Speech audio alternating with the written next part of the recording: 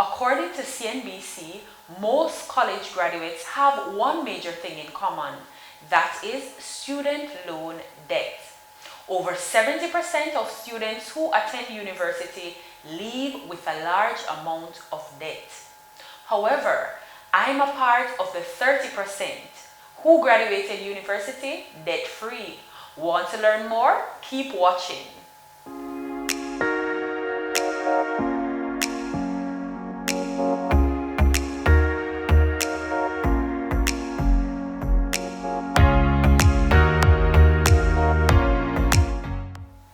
Hello future millionaires, and welcome back to my channel. I am Kayla.K.Keane with another in the series of conversations about money. Now, in this video, I'll be talking to you about how you can graduate university or college debt-free. Newsflash, an expensive education does not necessarily mean a higher paying job. So stop going into debt for school. It's a trap. Before you go any further, remember to like, comment, and subscribe to my channel. So about 10 years ago, I started to think about attending university or college. However, there was just one tiny problem. I had no money. So I sat with my mom and we started to talk about it to see if I could devise a plan where I could actually go to university but not get into debt. So we did. I'll tell you about that story at the end, but I'm going to tell you 7 other ways in which you can go to university and leave debt-free. Number 1, getting a scholarship. Now, if you have good grades, that is an absolutely fantastic way for you to save your money while you go to school. Now, when we think about scholarship, persons normally think that if your grades are not good, you cannot get a scholarship. And of course, you want to have good enough grades. However, not all scholarships are solely based on your academic prowess. Some of them are geared toward different types of students. For example, are you an athlete? That could be your golden ticket to graduating university debt-free. So go ahead and research scholarships that are available to you in your region. Number 2, we have grants. Grant is just basically a sum of money given to an individual by the government or an institution for a particular purpose. Now, traditionally, grants are of a smaller amount than scholarships. However, money is money, and if it's free, we want it. When I was going to university, I found out that my organization had a grant that I could apply for, and the money was smaller than a scholarship amount, so I used it to help with my meals while I was at school and things like transportation. So find out if grants are available to you. If you work, find out if your organization has grants. If you live in a particular community or go to a particular high school, wherever you are in life, there might be grants available to you. So do some research on grants. Number 3, getting an education in another region might be the answer that you are looking for. Now, your country might be a little bit rigid and you might not be able to find scholarships there. But what about other countries that are offering you a lifetime opportunity to not only study for free, but travel? So a good example of this is the Chevening Scholarship. Depending on where you live, the Chevening Scholarship could be available to you. Now, what it is the UK government's attempt at developing global leaders. So once you can prove that you have great grades and you can be a future global leader, they will offer you not only the opportunity to study for free, but to travel to the UK to do so. The program is sponsored by the Foreign Commonwealth Office and partner organizations. Now, there are 2 types of awards under Chevening. There's the Chevening Scholarship and the Chevening Fellowship. I'll leave a link for the Chevening Scholarship in the description bar. So if you're interested in applying, feel free to go down below and click and apply. You'll thank me later. Number 5, stay home or board off campus when you are attending university if it is an option. Now, everybody knows this. Living on campus is very expensive. So if you can get a property close by the campus but not on campus, or you can stay home if it is in close proximity. Do that. It will be way cheaper.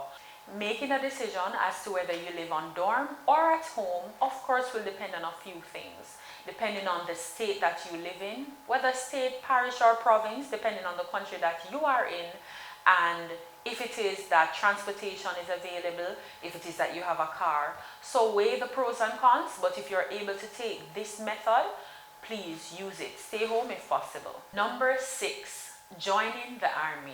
Now, to make recruitment more attractive, many armies across the world have included free university in their offer package to, encourage recruits to join.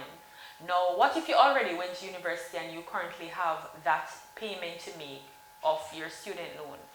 You are also included in their offering, as they also offer to pay debt that you've already incurred for school. So, if you're athletic, if you are strong, and you've always wanted to serve your country, this is a way to serve your country and benefit while doing so. So joining the army is an option. Now, this package is not available in all regions. So as I said for the other points, make sure to do your research before joining. As it relates to the army, if you don't want to join the army but you have a parent, whether mom or dad, that is a part of the army, you could also get the benefit of having your education significantly subsidized. So do your research. It could benefit you and save you a lot of money. Number 7, using the benefits of employees of tertiary institutions. If your mother or father or other relatives work at a tertiary institution, find out the benefits that are available to you being a relative of theirs. When I was going to university, I found out that children of persons who were employed to the university could actually go to school for free. So I'm sure that if you did not know that, you could be paying when it could be paid for you. Now, time for my story of how I attended university and graduated debt-free. Hooray! I'm probably going to insert a video of when I was actually at graduation and I was so turned up, and you know why I was? Because I knew that I did not owe anybody 1 red cent.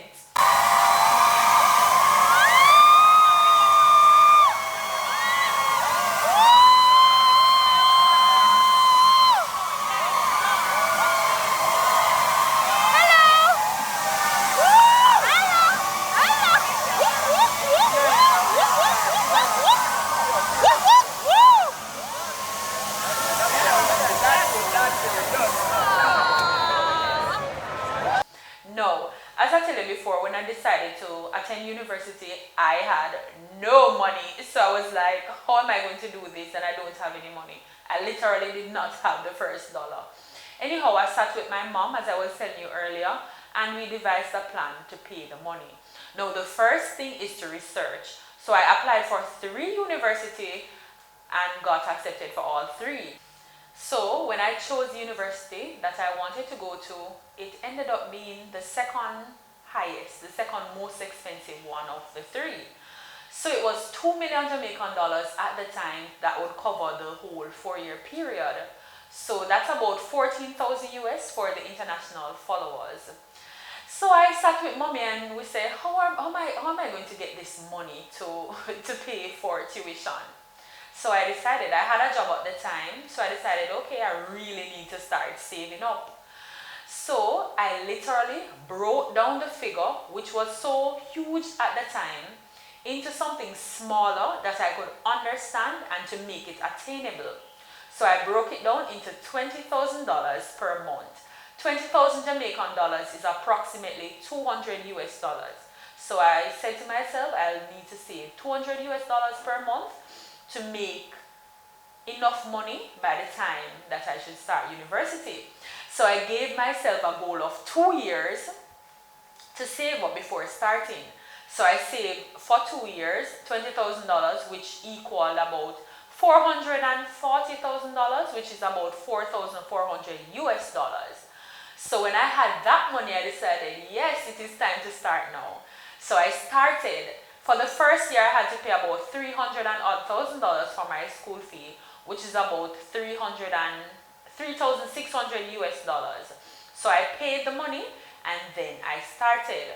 Based on what I told you earlier, I had money left over because I saved 440,000 Jamaican dollars. So I had money left when I paid the 300 and odd thousand dollars. So I left the money that I had left over for the following year, and I continued to save. So that is how I went through.